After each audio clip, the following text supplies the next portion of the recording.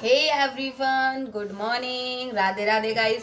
तो स्वागत है मेरे आज के ब्लॉग में। तो आज के ब्लॉग में आज से स्टार्ट हो गए हैं कार्तिक माह। तो कार्तिक की पूरी पूजा बताऊंगी और संडे भी है तो संडे पे हमें तुलसी पे क्या करना है, क्या नहीं, जल चढ़ाना है या नहीं चढ़ाना है।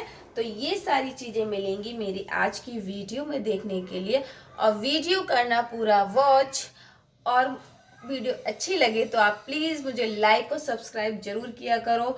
और गाइस शेयर शेयर बहुत ज़्यादा करो, जिससे मुझे एक मोटिवेशन मिले और ज़्यादा वीडियोस को बनाने का बताया करो। लाइक करा करो, कमेंट जरूर करा करो, बताया करो कि मेरी वीडियो आप लोगों को कैसी लगती हैं। तो नीचे कमेंट सेशन में ज़रूर कमेंट किया करो। जब भी आप लाइक और सब्सक्राइब करते हो या फिर मेरी वीडियो वॉच करते हो तो प्लीज़ यार एक कमेंट कर दिया करो, ठीक है। तो चलो अब हम अपनी स्टार्ट करेंगे अपनी video. Good morning everyone, Radhe Radhe. तो आज से कार्तिक माह स्टार्ट।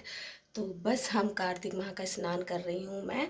तो मैं नहा ली हूँ, टाइम हो रहा है 5, ठीक है, 5 बजे हैं बस, अभी ज़्यादा नहीं टाइम हुआ है। तो चलो दिखाती हूँ बाहर कितना अंधेरा है। देखो अभी मतलब ऑलमोस्ट सारा अंधेरा है।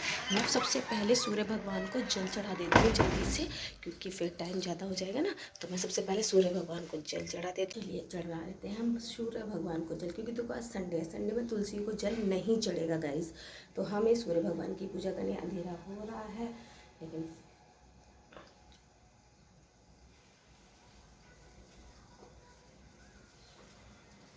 इस जल में मैंने भगवान सूर्य भगवान के लिए एक तो मैंने इसके अंदर डाली है थोड़ी सी मिश्री चीनी, आप जो भी हैं वो डाल सकते हैं।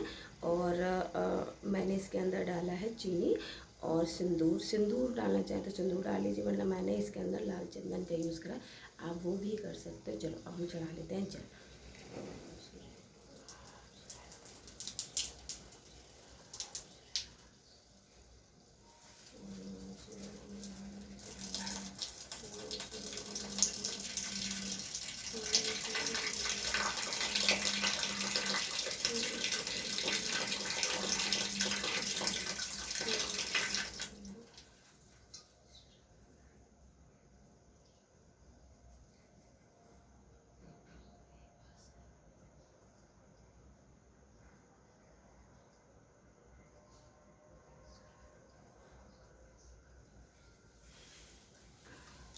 चलो जल तो चढ़ गया सूर्य भगवान को। देखो तुलसी माता की आज पूजन नहीं करेंगे क्योंकि संडे है, ठीक है ना।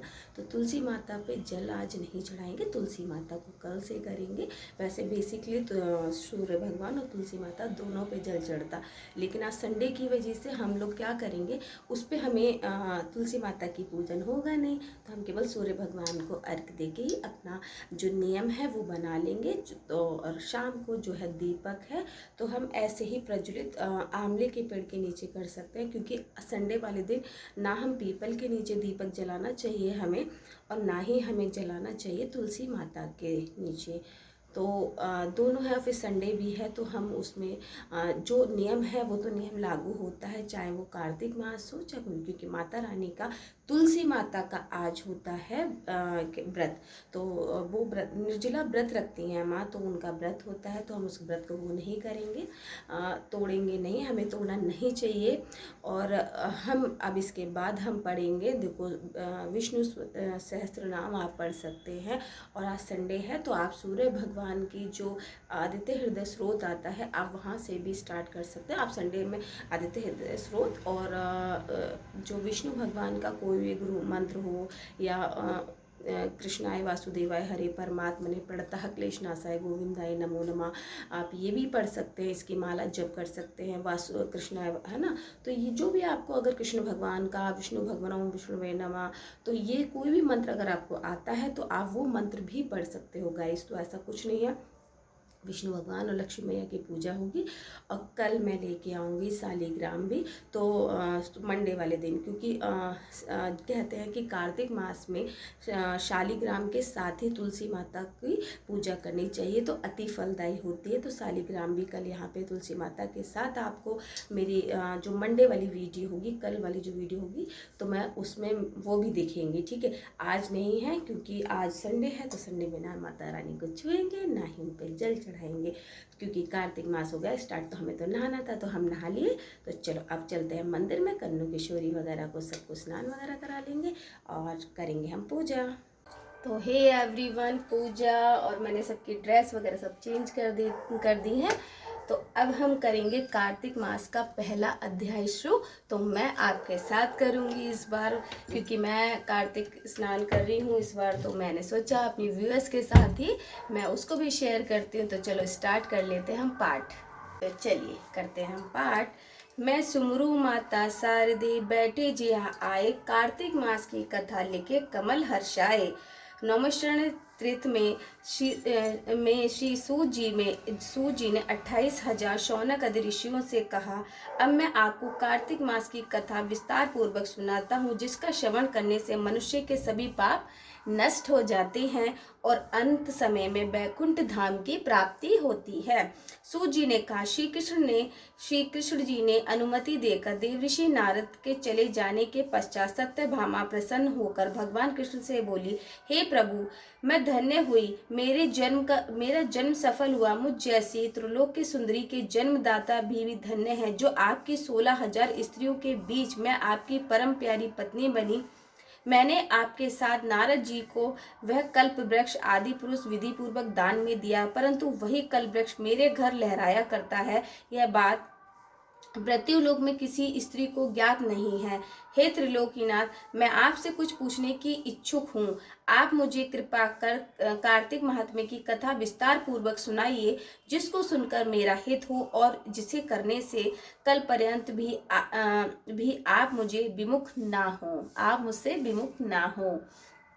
सूत जी आगे बोले, सत्यभामा कि ऐसे वचन सुनकर श्री कृष्ण ने हंसते हुए सत्यभामा का हाथ पकड़ा और अपने सेवकों को वहीं सुकने के लिए कहकर विलास युक्त अपनी पत्नी को कल्प वृक्ष के नीचे ले गए और हंसकर बोले, हे प्रिय, 16,000 रानियों में से तुम मुझे प्राणों के समान प्यारी हो। तुम्हारे लिए मैं इंद्र और देवताओं से विरोध किया था। कांते, जो बात तुमने मुझसे पूछी है उसे अब सुनो। एक दिन मैंने श्री कृष्ण तुम्हारी सत्यभामा इच्छा पूर्ति के लिए गरुड़ पर सवार होकर इंद्रलोक जाकर कल्प वृक्ष मांगा। इंद्र द्वारा मना किए जाने पर इंद्र और गरुड़ के घोर संग्राम हुआ। गोलोक में गरुड़ जी गौओं से युद्ध किया। गरुड़ की चोंच की चोट से उसके कान पूंछ कट कर गिरने लगे, जिससे 3 वस्तुएं उत्पन्न हुई। कान से तंबाकू और पूंछ से गोभी और रक्त से मेहंदी बनी है। इन तीनों का प्रयोग करने वालों को मोक्ष नहीं मिलता।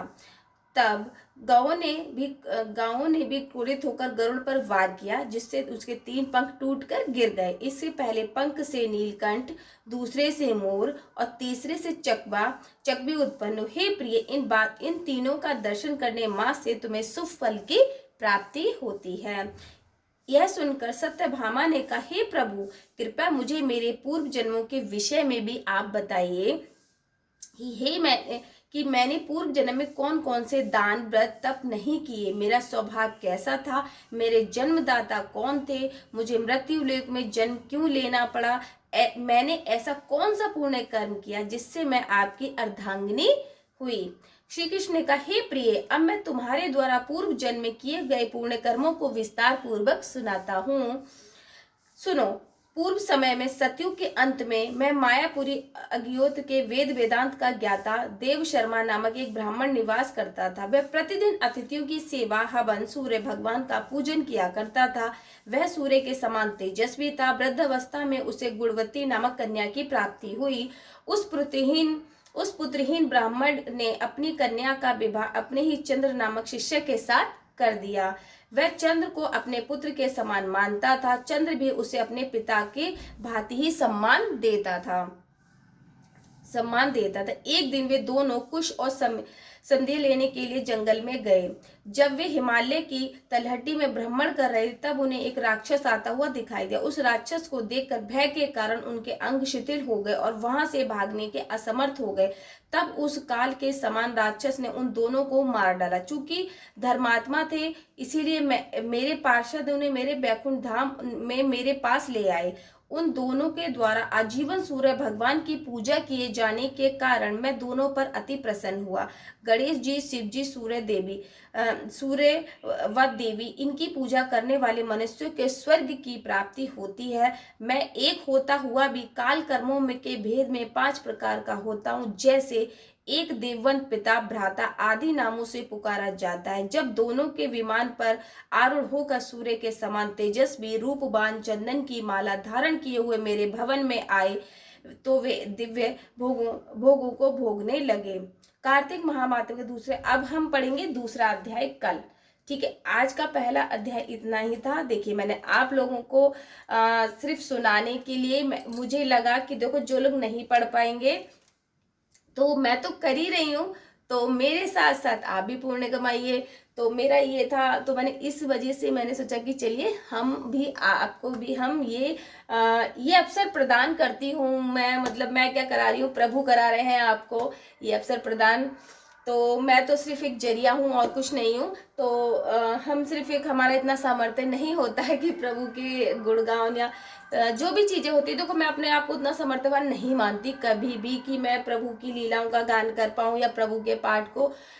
हो सकता है इस पाठ में मुझसे शायद कुछ गलती भी हुई हो, तो प्रभु है हमारे, हमें क्षमा करने के लिए क्षमा याचना हम करेंगे अपने प्रभु से। तो देखिए, मैंने आपको पहला अध्याय आज जो है कार्तिक मास का सुना दिया है, और आप लोग भी एक बार पढ़ने की कोशिश करना इसको। तो चलो अब मैं स्टार्ट करती हूँ सूर्य भगवान की पूजा। देखो, सूर्य को अर्घ तो मैंने सुबह 5 बजे मैं दे चुकी हूँ, वो मैंने, है ना, तो आपको वीडियो में दिख ही रहा है कि मैं सूर्य भगवान को जो है अर्घ तो भगवान को दे चुकी हूँ। सबसे पहले तो मैंने अर्घ ही दिया था। और आज तुलसी की पूजा नहीं करेंगे हम, क्योंकि देखो संडे में माता का व्रत रहता है, तो तुलसी की पूजा हमें नहीं करनी। लेकिन हमें तुलसी की जगह सूर्य भगवान की पूजा प्रॉपर वे में करनी है। अक्षत और थोड़ा सा मीठा और थोड़ा सिंदूर अगर आप डालना चाहे तो डाल सकते, नहीं तो मैंने चंदन यूज किया था।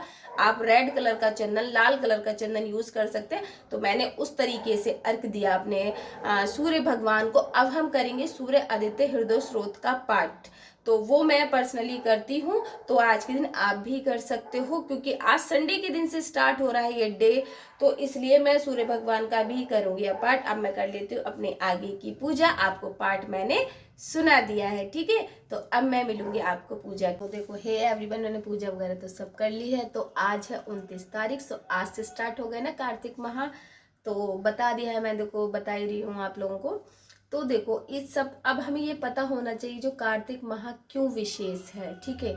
तो विशेष देखिए ये है कि माता लक्ष्मी है, तो माता लक्ष्मी कार्तिक माह में, अच्छा होता कब है, पहले चलो बात कर लेते हैं कि होता कब है। होता देखो ये है कि जो पूर्णिमा होती है अश्विन मास की, तो उसका जो नेक्स्ट डे होता है, मतलब उसके अगले दिन से हो लग जाते हैं हमारे कार्तिक, तो कार्तिक माह तब से स्टार्ट हो जाता है, ठीक है। तो इस बार 28 तारीख से है और रहेगा आपका 27 नवंबर तक, ठीक है। तो ये तो हो गया कि कब से कब तक रहेगा। अच्छा क्यों होता है, देखो हमारी जो मैंने आपको कथा सुनाई दी है, तो जो लक्ष्मी माता होती है, तो कार्तिक मास में लक्ष्मी माता हमारे पृथ्वी लोक पर भ्रमण करती है। तो कहते हैं कि अगर इस मास में हम पूजा पाठ तप वगैरह जो भी करते हैं, मतलब माँ लक्ष्मी की आराधना करते हैं, तो कब जो व्यक्ति मतलब माँ लक्ष्मी की आराधना करता है, तुलसी की पूजा करता है, उसके नीचे दीप जलाते हैं सुबह शाम डेली, और उनका भी एक जलाने का अपना एक नियम होता है। ऐसा नहीं कि आप कभी भी जला देंगे। देखो 5 से 6 के बीच में शाम को आपको दीपक जलाना, और सुबह आपको नहाना है 4 बजे से लेके आपको 6 बजे से पहले पहले नहा लेना है, ठीक है। मैं ये नहीं कहूँगी, एग्जिट टाइम नहीं बताऊंगी कि मैं आपसे मान लो सपोज कह दूँ कि आप 4 बजे नहा लो, है ना, तो ऐसा नहीं करना है। मतलब यह है कि आप 4 बजे से लेके 6 बजे के बीच में आपको जरूर नहा लें। अगर आप कार्तिक स्नान कर रहे हैं तब, अगर आप कार्तिक स्नान नहीं कर रहे हैं तो आप पूजा पाठ कर सकते हैं पहले दिन। अब पहले तो देखो विधान ये होता है कि हमें किसी पवित्र नदी गंगा में नहाना चाहिए, लेकिन अब इतना समर्थ तो नहीं होता हर व्यक्ति का कि मतलब डेली किसी पवित्र नदी में जाके स्नान कर पाए, तो वो चीज़ तो नहीं हो पाती। तो आप क्या करेंगे, अपने घर में ही डेली जो कार्तिक का महीना है उसमें थोड़ी सी गंगा जल की बूंदें डालकर अपने नहाने वाले पानी में, और कहते हैं कि कार्तिक माह के जो हम स्नान करते हैं वो हमें ठंडे पानी से करना चाहिए। पर किसी की तबीयत ठीक नहीं है या आप जैसे थोड़ी सी हल्की सी ठंड ठंड सी भी थोड़ी सी होने लगी है, तो आप कुछ नहीं करो। आप जरूरी नहीं, देखो कुछ नहीं करने से तो अच्छा है कि आप कुछ करो। तो ये है, तो आप थोड़ा हल्का पानी गुनगुना कर लो और उसमें डाल लो, तो उसमें गंगा जल मिला लो, तो आप नहा सकते हो। देखो ये करना है। लेकिन कार्तिक में अगर आप 6 बजे से पहले पहले नहा ले तो बहुत उत्तम रहता है। 4 बजे नहा ले तो उससे भी उत्तम रहता है, क्योंकि ब्रह्म मुहूर्त का ही नहान का स्नान होता है इसमें। और सभी को ये चीज पता है कि जो ब्रह्म मुहूर्त होता है तो कार्तिक में ही नहीं, अगर जो देवतागण होते हैं वो कहते हैं कि कितने बजे नहाते हैं, वो 3, 3:30, 4 बजे का जो उनका टाइम ब्रह्म मुहूर्त जो होता है हमारा 4 बजे से जो लगता है, तो उसमें देवता स्नान करते हैं, ठीक है। फिर उसके बाद दूसरे करते हैं, फिर उसके बाद दूसरे, तो ये एक विधान होता है, मतलब स्नान करने का नियम होते हैं। तो वो तो एक डिटेलिंग अलग वीडियो का मतलब है, मतलब कभी बताऊंगी आप लोगों से, कभी बात करूंगी। लेकिन कार्तिक माह की इस टाइम में बात करें तो कार्तिक माह में आपको यही करना है, कुछ नहीं करना आपको। कार्तिक माह में आपको 4 बजे से लेके आप 6 बजे तक, 6 बजे से कोशिश करो कि 6 बजे से पहले पहले आप स्नान कर लो। क्योंकि ऐसा होता है, जैसे अब मेरा हुआ था, तो मेरा क्या हुआ था, जैसे मैंने आज से स्टार्ट किया है, तो मैं मतलब 4 बजे नहीं, लेकिन मैं 5 बजे से पहले पहले, मतलब 5 बजे मैं नहा ली, ठीक है। तो मेरी पूजा पाठ ऑलमोस्ट सब कुछ अब कंप्लीट हो चुका है। तो 1-1.5 घंटा क्योंकि पूजा में भी लगेगा, क्योंकि मैं विष्णु सहस्त्र नाम पढ़ती हूँ। आप लक्ष्मी जी की कोई पाठ पढ़ लो, लक्ष्मी चालीसा पढ़ लो, बहुत सारी चीजें होती हैं, है ना। और आपको ना कार्तिक मास में गीता जरूर पढ़नी चाहिए। कहते गीता का, अब गीता चाहे आपको, अगर जैसे सुबह मान लो सपोज आप पूजा कर रहे हो तो बहुत सारा, जैसे अगर कभी कभी होता है ना, जैसे मैं हूँ बहुत सारी धार्मिक पुस्तकें भी पढ़ती हूँ, ऐसा नहीं है कि केवल वही चीज पढ़ रही हूँ। तो मेरे साथ ये होता है, मैं चालीसा भी पढ़ती हूँ और भी कई चीजें हैं, कवच वगैरह भी पढ़ती हूँ। तो वो थोड़ा सा ये हो जाता है कि फैमिली के साथ मैनेज करना थोड़ा सा मुश्किल हो जाता है, क्योंकि आज तो चलो बच्चे गए नहीं, आज संडे है, तो संडे में तो मैनेज हो जाएगा क्यों बच्चे नहीं गए। लेकिन कल परी स्कूल जाएगी, तो 7:30 बजे तक मुझे उसको लंच भी तैयार करना है, तो सब कुछ करना है ना। तो कन्नू की शोरी को स्नान कराना, मेकअप वगैरह कराना, तो वो थोड़ा सा मतलब क्या होता है कि वो थोड़ा टाइम कंज्यूमिंग होता है। तो उसमें क्या कर सकते हो, जैसे अब मेरे साथ भी दिक्कत है, मेरे बच्चे भी छोटे हैं, मुझे अपने बच्चों का भी करना होता है, पति भी ऑफिस मतलब जाएंगे, तो तब आप क्या करो, तो आप कोशिश ये करो कि आप जैसे 4 बजे एग्जिट उठ जाओ, तो उठ जाओगे 4 बजे, तो फटाफट आप झाड़ू मार दो अपने घर में सबसे पहले। और झाड़ू मारने के बाद आप क्या करो, आप नहा नहा लो फटाफट झाड़ू मार के, क्योंकि देखो अगर आपके यहाँ मेड आती है तो अच्छी बात है, अगर नहीं आती है तो थोड़ा सा और पहले उठ जाओ, जो कि झाड़ू पोछा भी कर लो अपने घर का। तो ये सब करके साफ सफाई, देखो बासी घर में तो पूजा होती ही नहीं है सबसे बड़ी बात, तो आपको करना है झाड़ू पोछा, तो करना ही करना है, ठीक है। अगर मेड आती है तो आप केवल झाड़ू मार लो, नहीं तो आपको पोछा भी लगाना है, ठीक है। तो ये नियम होते हैं, देखो ये इसमें कोई दो बताने वाली बात नहीं, करना आपको इसी तरीके से है। लेकिन आप सोचो 4, 4:30, मतलब 4 से 6 के बीच में आप स्नान कर लो, पूजा कर लो अपनी, जैसे चालीसा पढ़ते हो कोई तो चालीसा पढ़ लो। तो ये सब आपको करना है इस कार्तिक माह के अंदर। अगर आप कार्तिक स्नान का अच्छा नियम भी लेते हैं, तो नियम में ये हो जाता है कि अगर आपने टाइमिंग मान लो, क्योंकि शाम को जो तुलसी के नीचे दीपक जलेगा वो 5 से 6 के बीच में जल जाना चाहिए, उससे बाद में नहीं जलना चाहिए। तो कुछ नियम लिए जाते हैं। अच्छा, जैसे कि अब आज संडे था, तो संडे में ना तो आप पीपल के नीचे, वैसे कहते हैं कि पीपल के नीचे देखो बास होता है माँ लक्ष्मी का, तो हमें दीपक कार्तिक माह में पीपल का भी पूजन करना चाहिए, तो उनके दीप जो है हम प्रज्वलित करने जाते हैं। तो लेकिन अब भाई आज संडे, तो संडे में नहीं जलाते हैं दीपक, पीपल के नीचे भी दीपक नहीं जलेगा और तुलसी के नीचे भी दीपक आज संडे वाले दिन नहीं जलता है। तो मैंने तो जिस तरीके से करी है, मैंने सिर्फ सूर्य भगवान को अर्घ दिया और सूर्य भगवान के नाम का दीपक मैंने बाहर रखा, जलाया, तो दीपक और धूप बत्ती जो लगाई उनको ही मतलब अर्घ देके उनके दीपदान मैंने उनको ही कर दिया, मतलब ये है। तो मैंने स्टार्ट करी है अपने सूर्य भगवान से। तो और सूर्य भगवान का भी महत्व यही है, लोग कहते हैं कि सूर्य तो उस टाइम पर निकलता नहीं है तो फिर कैसे करें। अरे सूर्य तो देखो सूर्य भगवान जो ब्रह्म मुहूर्त में करते हैं तो उसका फल बहुत उत्तम फलदायी होता है। सूर्य वो कोई एक अब ये सोचो ना कि मतलब कोई ऐसी चीज तो ना है, वो उनको ब्रह्म मुहूर्त से वो निकलना स्टार्ट हो चुके होते हैं। और पहले तो ये होता है तो ऑटोमेटिकली अगर हम साइंटिफिक तरीके से देखें तो सूरज भी नहीं डूबता और चंद्रमा भी नहीं होता, पर रात और दिन होते हैं ना, तो वो एक अलग मैटर है। तो कहते हैं तो कोई नहीं जाता, अब दिन है तो कोई चंद्रमा नहीं है ना, लेकिन सूर्य की रोशनी में वो छुप गया। तो वो चीज़ होती है। तो मैं वही चीज़ आपको समझाने की कोशिश कर रही हूँ। तो साइंटिफिक तरीके से पूछ लो या वैसे पूछ लो, तो देखो दोनों चीज ऑटोमेटिकली रहते ही रहते हैं। तो सूर्य भगवान को आप 4 बजे 4:30 बजे सबसे पहले उठ के अर्घ देना है। उसके बाद तुलसी का पूजन करो, तुलसी के नीचे दीपक जला दो, सूर्य भगवान का भी पूजन कर लो। सूर्य भगवान का मैं आदित्य हृदय स्रोत का पाठ करती हूँ, तो आप भी चाहो तो आदित्य हृदय स्रोत की पुस्तक मंगा लो, है ना, तो आप उससे पाठ कर सकते हो। तो बस यही होता है, ज्यादा कुछ नहीं है। और हाँ, कुछ नियम ये होते हैं, जैसे नॉन वेज वगैरह नहीं खाना चाहिए इस माह में। काफी पवित्र महीना मतलब माना जाता है। अब भाई जिसके यहाँ खाते हैं तो क्या ही कहूँ मैं, खैर उसकी तो खाते हैं तो कोई नहीं। हम जो कर रहे हैं अपने नियम हमारे लिए लागू होते हैं और दूसरों के लिए हम कुछ नहीं। हे गाइस, देखिए कार्तिक माह की महिमा मैंने आप लोगों को बता दी है। और मैंने देखो उठ के जो अर्घ दिया था सूर्य भगवान को, वो भी मैंने आप लोगों को दिखाया है इस वीडियो के अंदर। पूजा कुछ नहीं है, बहुत सिंपल सी पूजा है, बस थोड़ा सा पवित्र होने की जरूरत है हमें, और कुछ नहीं है। बाकी तो प्रभु का भाव ही सबसे ज्यादा जरूरी होता है, श्री जी का और प्रभु का भाव। तो बस श्री जी की और भगवान विष्णु की और माँ लक्ष्मी की पूजा कीजिए, और इस माह को शालिग्राम भी ले आना आप लोग, और मेरे चैनल को सब्सक्राइब और लाइक कमेंट शेयर जरूर किया करो गाइज। देखो वीडियो इतनी मेहनत से बनाती हूँ क्योंकि सारा काम खुद करना और सारी चीज़ें मुझे खुद ही अकेले करनी पड़ती हैं। तो प्लीज़ यार मुझे सपोर्ट करो थोड़ा सा। तो प्लीज़ मेरी वीडियो अगर आपको अच्छी लगे तो लाइक ज़रूर करना।